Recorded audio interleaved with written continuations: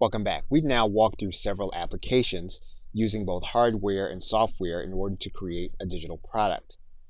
We have used the voice application in order to create audio content. We've used the notes application in order to create written content. To edit that content fast and efficiently, we've used the Dragon Anywhere application. In order to capture what's happening on our screen, we've used the TextMyth Capture application. And we use the iMovie application to edit our video content. To edit our audio content, we use the Hakusai application. To create our presentation content, we used Keynote. To zip and bundle our content, we use the Bundler application.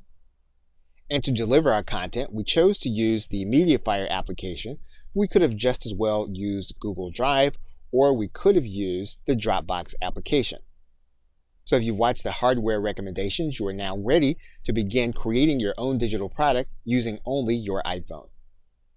Okay, so with that, thanks, and I'll see you either in another video or in another course.